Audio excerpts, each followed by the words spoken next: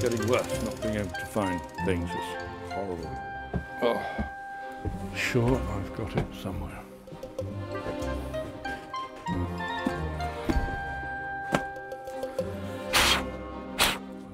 know it's here somewhere. I was reading it the other day.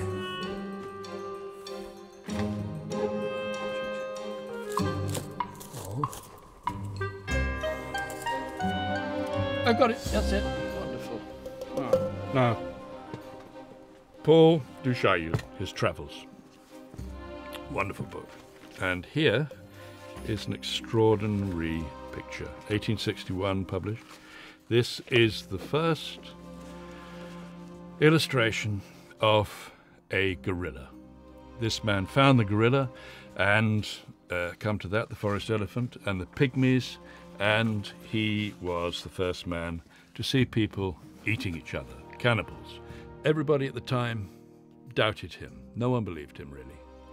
But as we now know, absolutely everything that he said is true. And that's not a hammock, it's my underpants. Oh, and the hero of the week, Paul du Chaillu.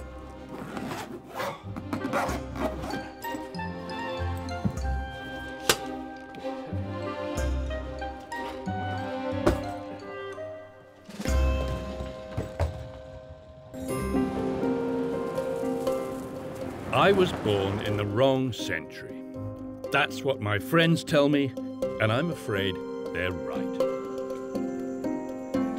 I should have lived in the 19th century, when most of the world still had to be discovered.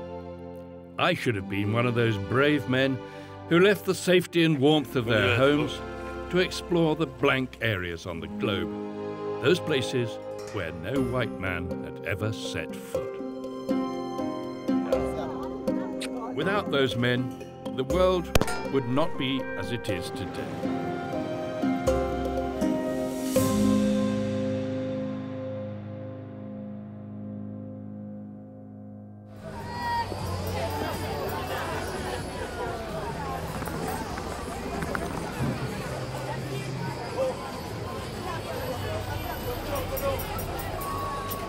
I can hardly believe it, but it's true.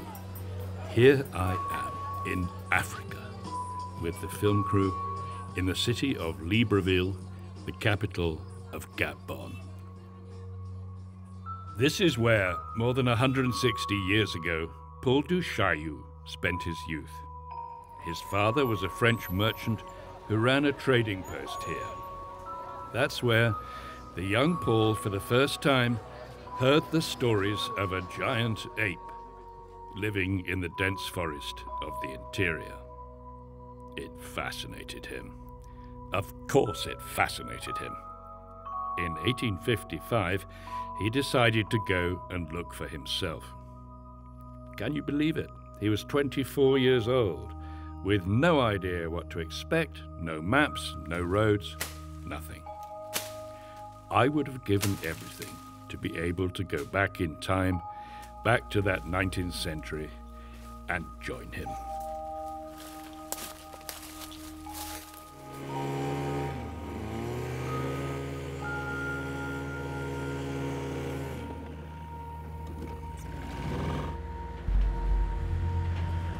Paul du Chaillu was the very first white man to explore this unknown jungle. Month after month, he waded through dangerous waters, shivered from fevers, and was bitten by mosquitoes and tsetse flies and aggressive ants and almost poisonous snakes. In the villages where he slept, they had never seen a white man before.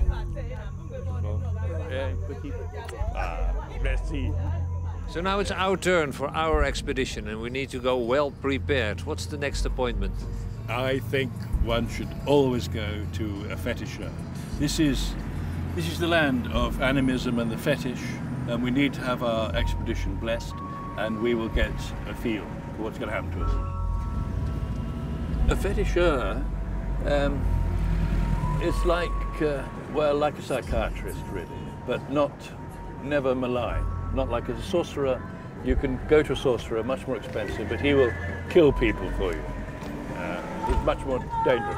Fetisher, you go with family problems, with your own problems.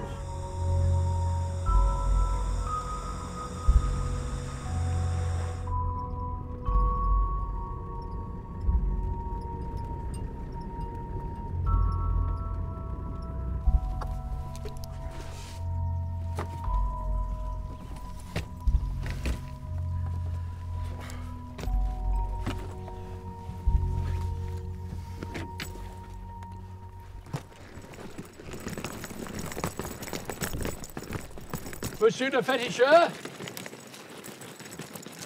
vous êtes là?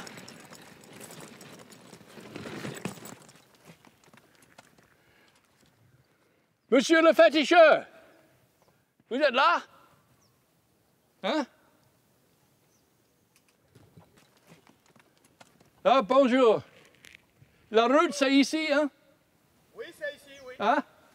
Oui, Ah, ici. Vous pliez les pantalons, vous montez les pantalons. ah oui. Ouais. Vous venez Ah.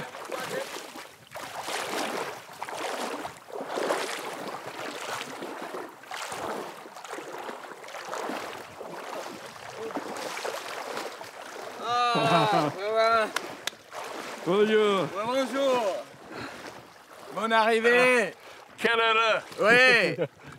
Hervé Soumna. À Sosa.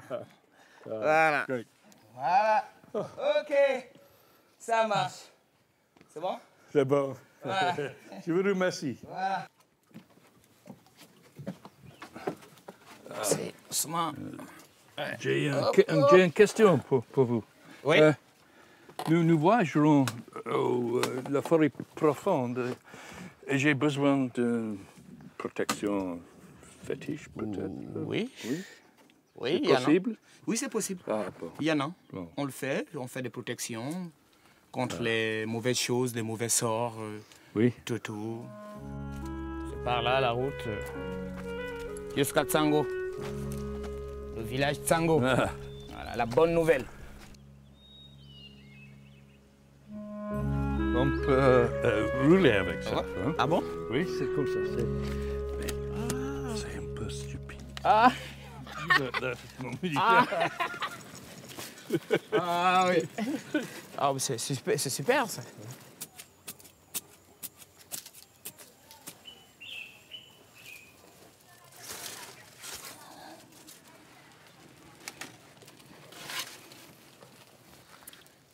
Chapeau, les lunettes. Oui, chapeau. Et le Lunettes, ouais. Et la chemise. Et les chaussures.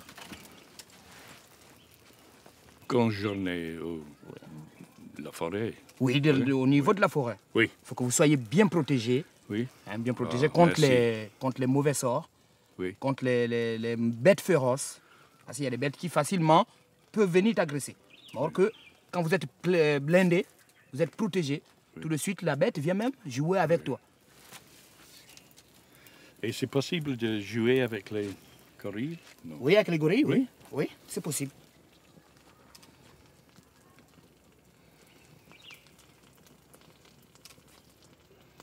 Ça, c'est la puissance du Tout-Puissant. Je travaille avec le Seigneur, la force de Dieu. Ah oui.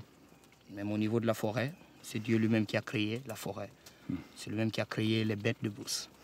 C'est un enfant de pour les pensées voilà, aussi. voilà, les pensées, tout ça là. Wakaye. Boaké! Oi. Aïe! À la bassée. À la basse! Bassée. Bassé! Voilà, très bien.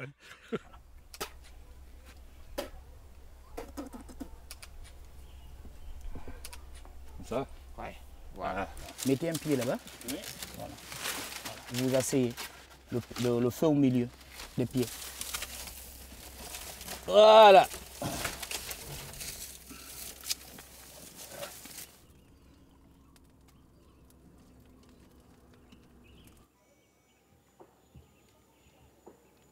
It feels well fumigated. It feels wonderful. I still hesitate. So in a way you believe in it. Eh? The subconscious loves it, yeah. So half of you will believe in it, however rational and however much of an atheist you are. I felt like a blackbird getting the parasites out of its wings. What's going to happen next? Any idea?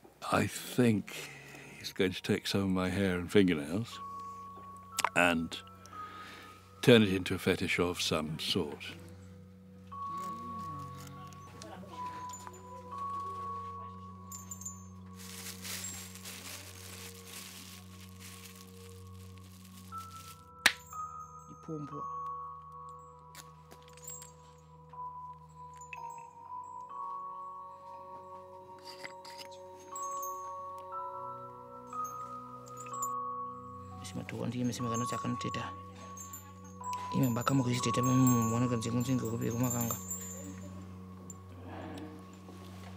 Quand tu as fait l'amour avec la femme, oui, tu ne touches pas.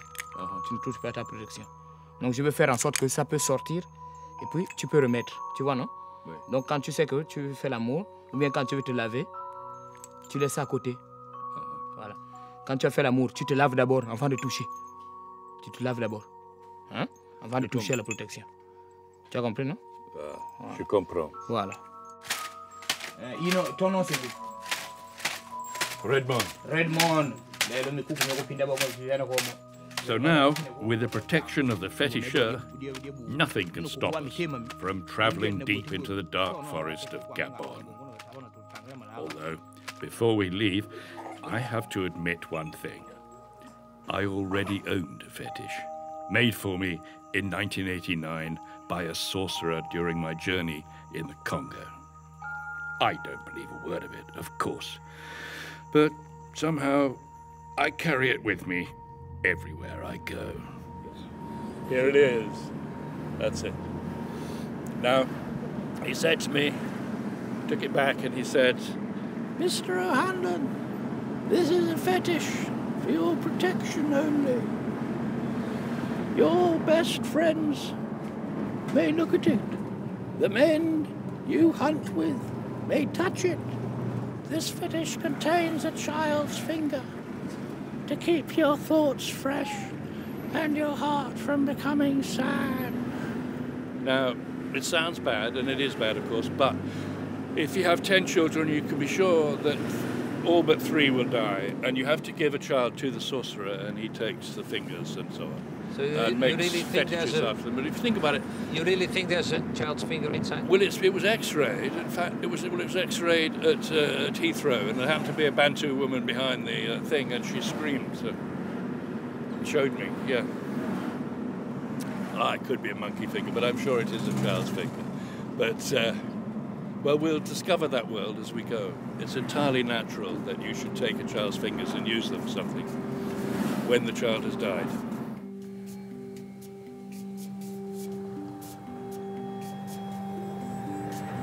As soon as Du Chaillu left the capital, the dense jungle started.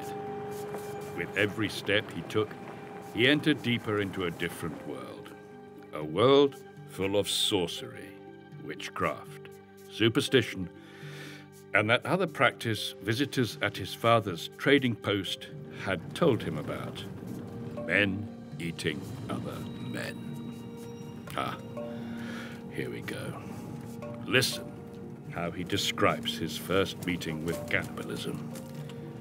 Here, on page 145. The next morning we moved off for the Fang village, and now I had the opportunity to satisfy myself as to a matter I cherished some doubt on before, namely, the cannibal practices of these people. I was satisfied, but too soon. As we entered the town, I perceived some bloody remains which looked to me to be human, but I passed on, still incredulous. Presently, we passed a woman who solved all doubt.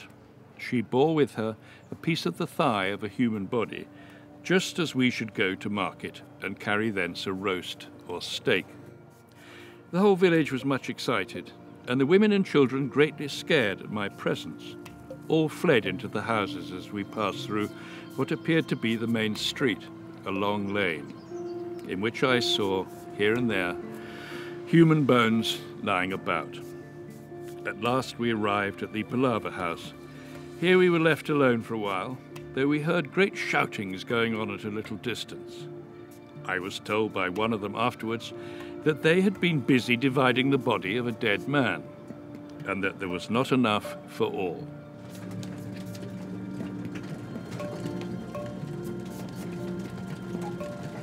So yes, although Du Chaillu couldn't believe his eyes, it was true. Here, amongst the Fang, a tribe of fierce and ruthless warriors deep in the interior, cannibalism was daily routine. Here, in 1855, no one had ever seen a white man before. No wonder the Fang thought that Du Chaillu, with his fair skin, was a spirit, a creature from another world. Here, in this little Fang town, we're going to see if there's anything left from those days.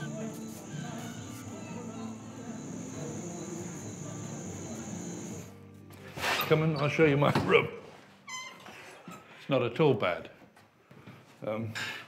But just two bits of advice I've got for anybody traveling here. Always remember, when you put your head on this pillowcase, that you are sleeping with everybody who ever slept with that pillowcase. It's ripe.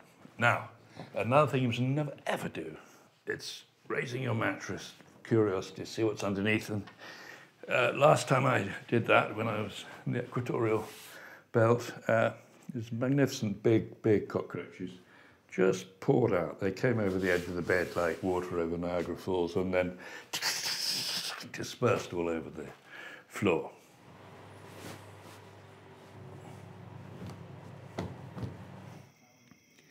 This is wonderful. This chief that he really likes, called Ramanji, comes to see him. And he brought me 24 fowls and some bunches of plantains and baskets of cassava, which being laid at my feet, he addressed me, saying, and his dialogue is good, and his details are good, "Be glad, O spirit, and eat of the things we give thee." Whereupon, to my astonishment, a slave was handed over to me bound, and Ramanji said, "Kill him for your evening meal. He is tender and fat, and you must be hungry." It took me a moment to recover from my astonishment.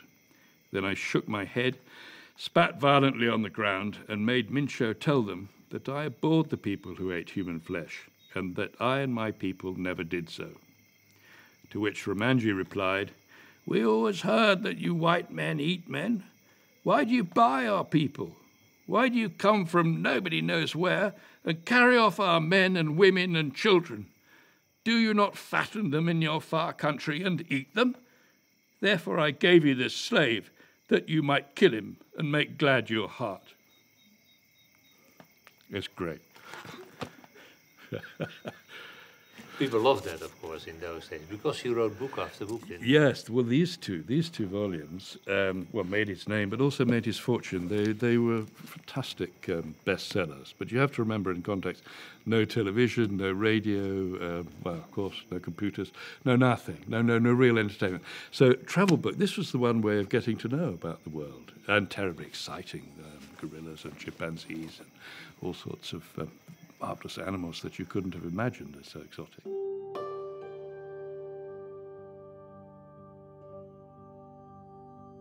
His adventures made him an extremely popular guest in the salons of London, Paris, and New York, where a breathless audience was spellbound by his horrible stories of sorcery and cannibalism in the forest.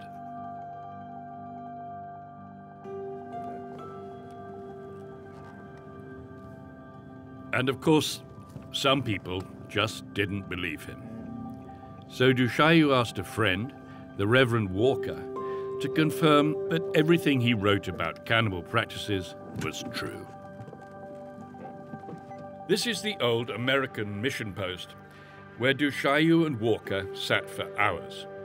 It's a miracle that it's still here, but it seems to be the right place to meet Guy Rosatonga. They say he knows everything about Du Chaillu. And are there walkers buried here too? The one that he Yes, he asked yes. his friend. There was a lot of missionary called walkers here, and one of them was one of the chief of this mission. He's just been talking about his shock and his first lot of stories about Fang and the cannibals, and he says these stories seem so incredible, and even the fact that these people actually buy and eat the corpses of their neighbours, resting as it does upon my statement alone, has excited so much evident disbelief among friends in this country to whom I have mentioned this custom, that I'm very glad to be able to avail myself of the concurrent testimony of a friend, the Reverend Mr. Walker of the Gaboon Mission. And at some stage, Du Chaillu mentions, somewhere near here, that the chief one evening says, "You're looking very hungry," and brings him a slave and says, "You need some meat." Yes, that's extraordinary. It wasn't exactly that. Oh, okay. You know, in our conception of life, the white people are not a human being. They are spirit.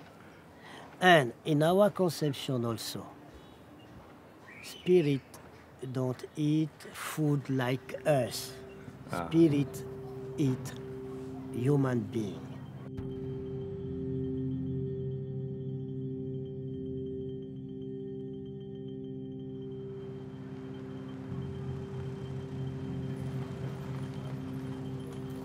So while the Fang in those days thought the white men preferred black slaves for their meal, in the Fang village we spend the night, the cook only wants to serve us eggs for breakfast. When Du Chaillu was here, he refused to eat from their cooking pots, since he feared they might have been used to prepare human meat. Avant, les femmes mangeaient les autres ethnies, mais après, les Allemands ont dit non, faut plus manger. Mangez maintenant les œufs ou bien les gibiers. Oui. Ouais. Nous sommes les cannibales. Nous mangeons. La nuit, on mange. La journée, on mange. Nous mangeons la chair humaine. C'est la meilleure viande du monde. Please, the villagers ask us, don't take the man in the striped shirt too seriously. He's the former schoolmaster. And he's not really crazy, but his head is poisoned with too much knowledge. Et pourquoi ils sont arrêtés avec ça? Ils n'ont pas arrêté de manger. On continue à manger.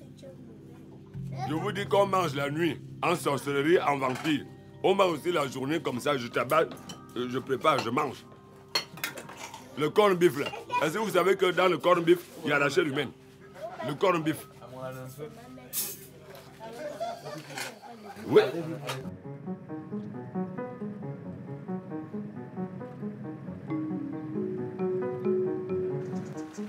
Somewhere in the villages here, we hope to find an old man who can tell us more about cannibalism. I feel a bit uncomfortable walking along. I can't help thinking, when did they stop eating each other? What do you think? Did he swallow human meat when he was young? Or did he? Why not? I mean, it's only 3 generations ago. It's very possible that his grandfather met Du Chaillu.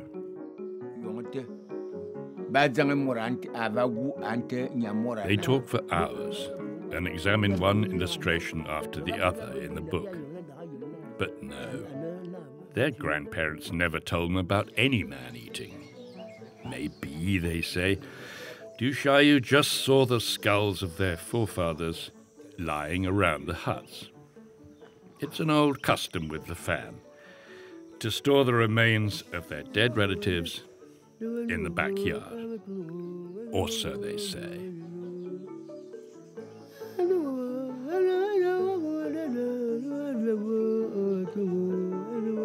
Eating the bodies of persons who have died of sickness is a form of cannibalism of which I'd never heard among any people, so that I determined to inquire if it were indeed a general custom among the Fangs, or merely an exceptional freak.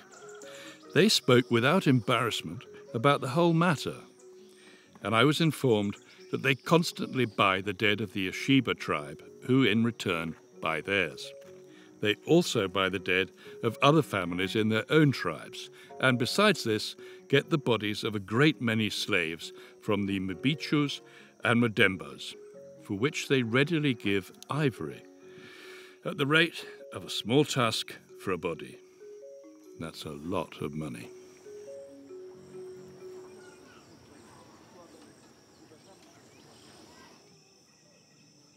Don't forget, it's more than 160 years ago that Du Chaillu was here.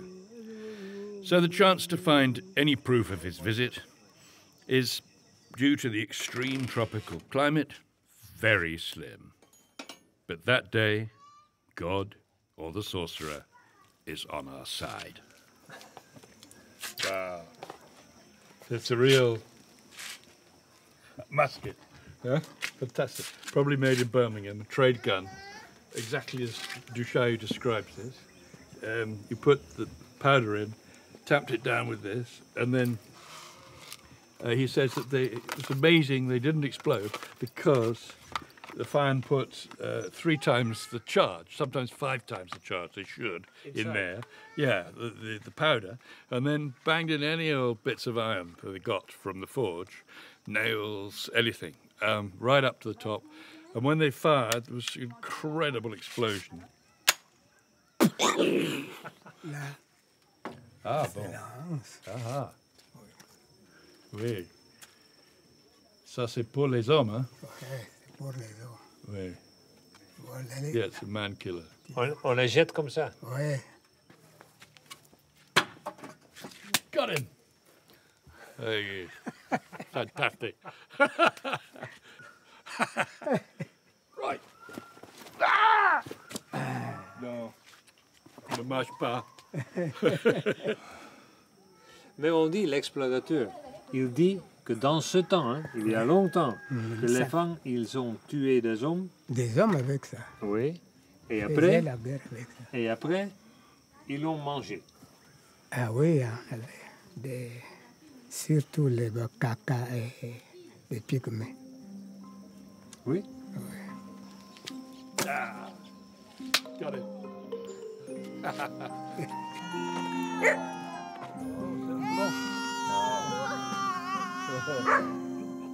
I would have liked to have a father who was a warrior cannibal. I would have been so proud of him. But unfortunately, my father wasn't a cannibal. He was a vicar in the English countryside. And their fathers might have been cannibals, but they don't seem to be proud of it at all. The reputation of the Fang as bloodthirsty warriors didn't do them any good in the long term. It seems they'd rather forget it as soon as possible.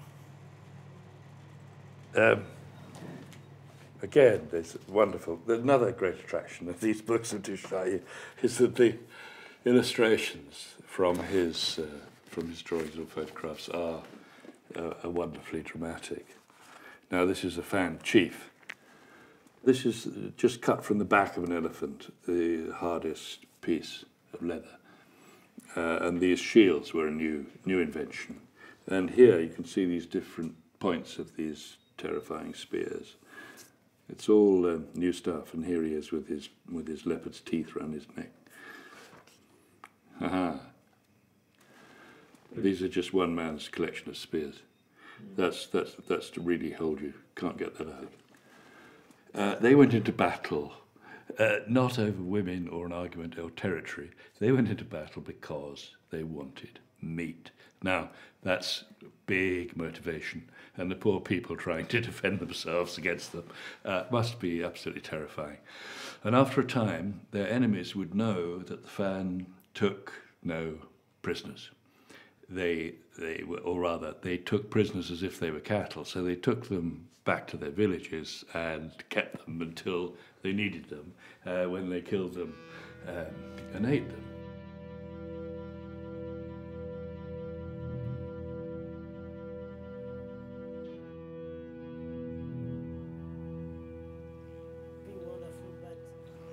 My new friend Rossatonga doesn't agree with me at all. The Fang, he says, didn't eat human meat because they liked the taste of it. It's not a delicacy for them. They ate their opponents for a different reason. They hoped, by eating the heart, they would obtain the power and the energy of their enemy. Lorsqu'il y avait des guerres, le chef qui gagne la guerre, s'il a réussi à capturer ou à tuer son ennemi, il va prendre le cœur de son ennemi et il le mange. Et ça lui fait plus fort. Voilà. Okay, that makes sense. I mean, that made sense 160 years ago. And maybe that's what Du Chaillu spotted. But then, on the way back in the car, Tonga suddenly starts talking about today. Aujourd'hui, au Gabon, qu'est-ce qui se passe? On tue quelqu'un et on prélève certains de ses organes, le cœur, la langue, le sexe, à des fins fétichistes, à des fins de sorcellerie. Donc ce n'est pas exactement du cannibalisme. On ne mange pas quelqu'un par plaisir de manger de la chair humaine. Et d'ailleurs, quand on est dans ce type de situation, on ne va pas manger la main, le pied, etc., comme n'importe quel animal. Ce qu'on va manger, ce sont des parties spéciales du corps humain, des parties qui sont des lieux, des sièges du pouvoir, des sièges d'énergie, comme le cœur, comme la langue. La langue est une partie importante parce que la preuve, c'est que je suis en train de vous parler. Ouais. Et si, par exemple, quelqu'un veut devenir un grand orateur, un grand avocat, il faut qu'il sache parler. Et il va parler en récupérant la langue de quelqu'un d'autre. Tous les jours, j'exagère, ouais. Mais c'est un problème de société extrêmement important. C'est ce qu'on appelle les crimes rituels.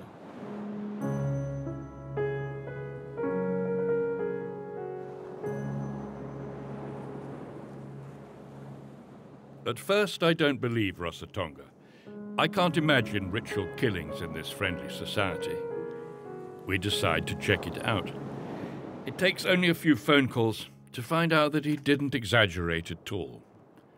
Almost every week, parents lose their children here by these crimes rituels. I mean, now, today. In most cases, the mutilated bodies are dumped on the beach. À 8h30, c'est à la plage ici, à Libreville, que j'ai découvert mon enfant qui a été assassiné. Il a été enlevé à la sortie de l'école avec son ami musulman qui s'appelait Aboubakar Ibrahim. Ils étaient assassinés et les commanditaires sont venus jeter le corps ici.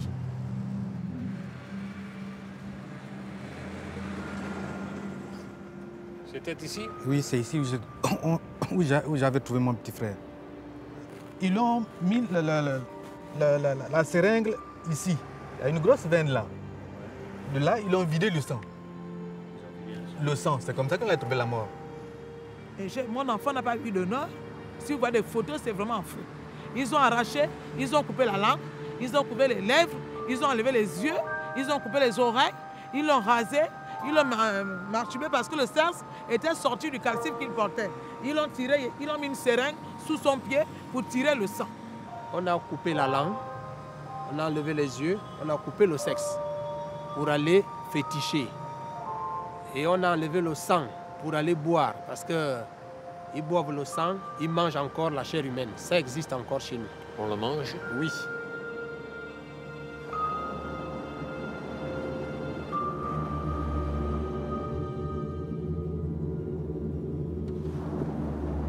Dans les crimes rituels, c'est souvent les jeunes qu'on prend. De 1 an à moins 20 ans. Et toujours les garçons? Les garçons, même les femmes. Mais ça dépend de ce que le commanditaire veut. S'il veut le sexe de la femme, il va commander le sexe de la femme. Parce que ici, dans les crimes rituels, quand on parle de sexe de femme, je vais prendre un exemple que j'ai lu dans un passage, dans un livre, quand ils veulent utiliser prendre le sexe des femmes, le clitoris, la femme surtout, ils le font sécher et pour avoir le pouvoir de dominer le monde, c'est-à-dire avoir la parole devant les gens, ils prennent le clôturiste, là, ils mettent dans la bouche.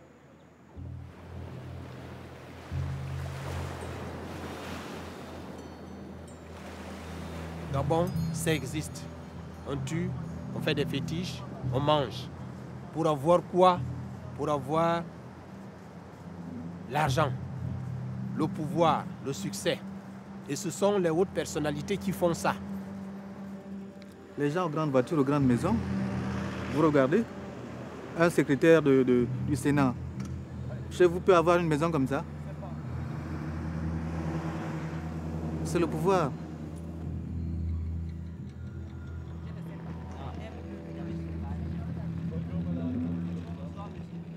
I do need our new friend Rossatonga here. He's one of the main advisors of the president of Gabon. So he knows his way around the powerful people at the top, especially amongst politicians. Does that also happen more often during election time? Exactly. And it will be parliamentary election in 3 or 4 months. And people begin to say, who have an eye to your children, because politicians will be beginning to want to kill someone to take some part of the body. In the society, one of the men user of this kind of thing is politician. And it's difficult for Gabonese to think you can be a big man if you don't do this kind of thing. It's really difficult. In the head of normal person, to be a great man, you got to pass by here. And it's really a problem. It's really a problem because all the society believe in it. So people are afraid of elections then, at least for their children? Sure. You don't have to leave your children anywhere in this period because it's normally dangerous for them. But what about yourself? You're in politics. Did you... I'm sure some people believe I did it. Really? Wow. Yes. Because in this country, but it's the same in Congo, it's the same in Cameroon, it's the same in Bantu world. You can't succeed if you are not a wage and so. So people there, I could find people, if I go into the streets and I mention your name, I could find people who really think he's a good talker, he talks well, he must have eaten many tongues of dead children. Perhaps. Maybe.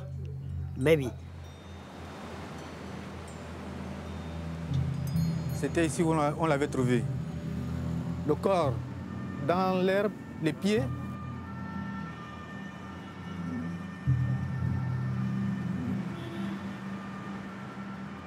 On fasse justice. Je suis en train de demander, je prie tous les jours que Dieu fasse justice.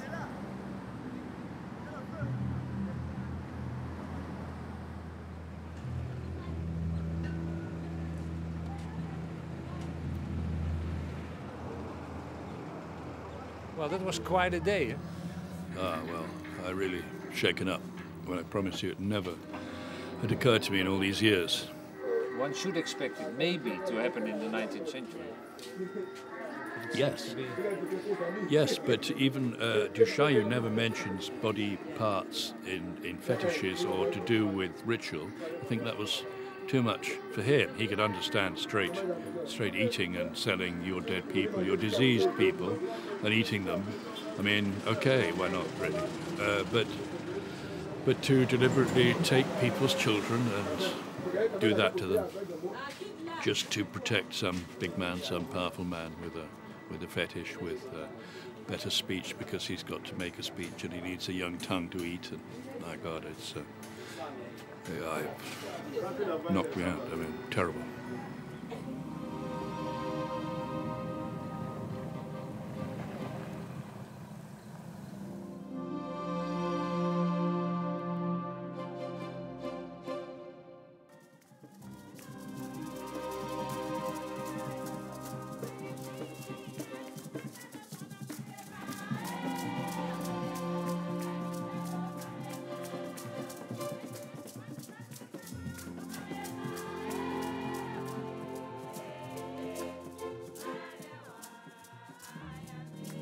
Being the son of a clergyman, I desperately try to avoid church visits. But look at me now. Somebody gave me this seat at the front row of what promises to be a 3-hour-long service. And yes, escape is not an option. Et c'est pour cette raison, chers frères et sœurs, que nous sommes ici. C'est notre situation. C'est notre situation. Pourquoi? Parce que nous avons dans nos maisons des gens qui ne nous aiment pas. Les parents qui ne nous aiment pas. Pourquoi? Parce que nous voulons nous débrouiller. Et les gens ne veulent pas l'autre qui se débrouille. Et quand ils n'aiment pas les gens qui se débrouillent, qu'est-ce qu'ils font? Ils passent par la sorcellerie. Ils passent par les vampires. Et ils boivent du sang. Du sang humain. Amen? Amen. Ils boivent du sang humain. Et il y en a qui peuvent se dire, ah, c'est des choses qui ne se font jamais, qui ne se font jamais. Alors, il faut dire à ces gens-là que ces choses existent véritablement ici en Afrique, raison pour laquelle nous sommes ici. Amen. We're here to witness an exorcist service. The missionaries succeeded in stopping the old-fashioned cannibalism, but they couldn't make an end to the widespread belief in spirits and witchcraft. So today, Abbé Jean-Arsène Obama still fights a round-the-clock competition battle with féticheurs and sorcerers. Dans toute pratique occulte, il y a nécessairement l'addition avec les os, les ossements. C'est-à-dire qu'on ne peut pas guérir. Tu ne peux pas aller chez le guérisseur parce que tel ou tel problème, parce que la potion qu'il va vous donner, c'est toujours un mélange avec les ossements de quelqu'un qui est déjà mort. Hein? Forcément. Donc, c'est pourquoi on interdit aux gens d'aller vers les fétiches. Parce que les fétiches, c'est toujours à derrière-plan, donc toujours en dessous, hein, la relation, le lien avec les puissances mystiques.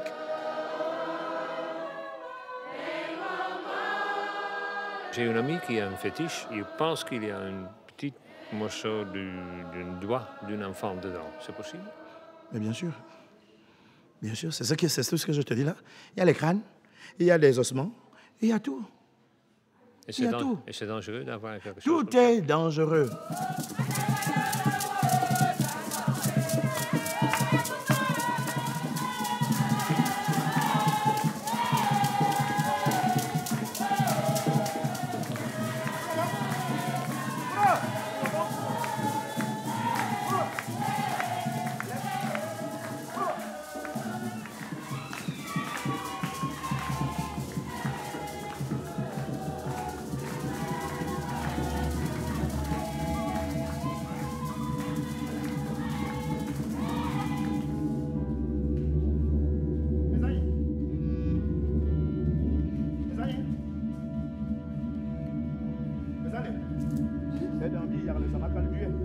Tous ces gens-là mangent les sexes des gens, les sexes des femmes, les sexes des hommes, des machins, tout ça. Ici, ils mangent. Ils mangent les clitoris des femmes, des machins, tout ça. Ils découpent et ils mangent. Parce que je pense que ça donne de l'énergie, n'est-ce pas? Mais l'énergie, bien sûr, diabolique.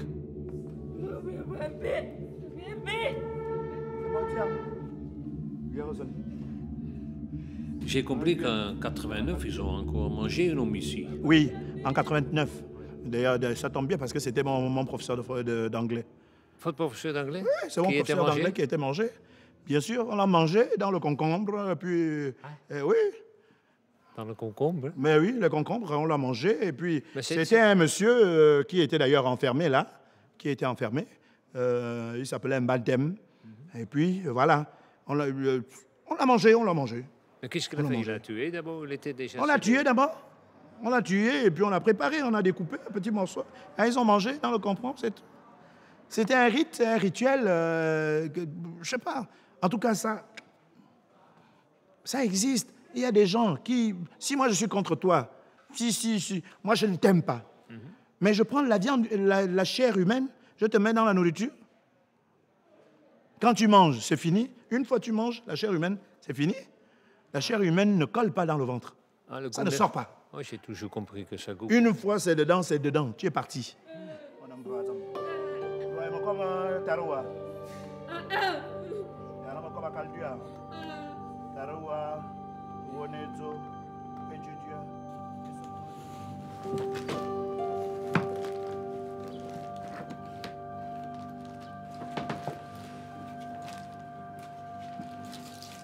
I find it hard to see any difference between my fetisher and these servants of Christianity. On both sides, the surrounding folklore is as colourful as it is entertaining. No wonder the Gabonese choose a bit of both. After all, a man should believe what he wants to believe. For someone who hates religion, you're quite a believer, if I see what you take. Well, yes. I mean, all the medicine and the fetish and all these little pills of which you hardly know. Which are, no, kind of fetish. I just got to really like pills. Yeah, but I think it's just how the human mind works. It's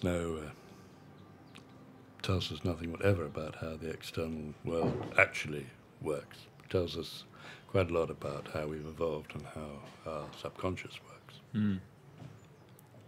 But what do you mean by, I just happen to like pills? Well, I always have.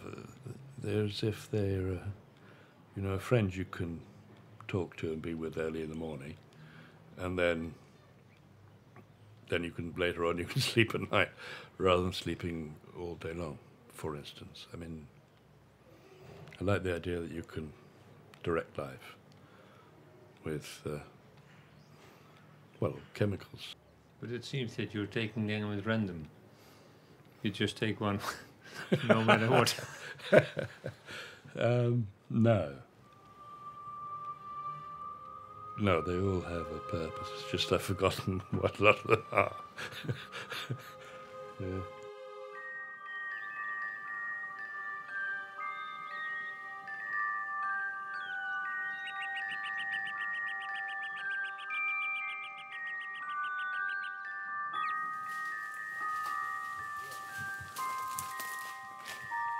I almost forgot the real purpose of our visit. Or maybe I should say, my real purpose. I mean, I do like people and their strange habits.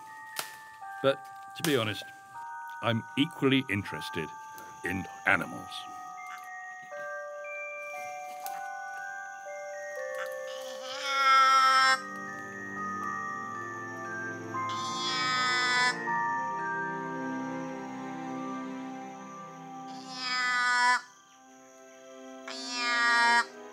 This is what you do when you've camped. You come out and it should be a bit darker and you make the call of the male duiker. You probably get it. And the male who inhabits this region, this is his bed, comes up really annoyed.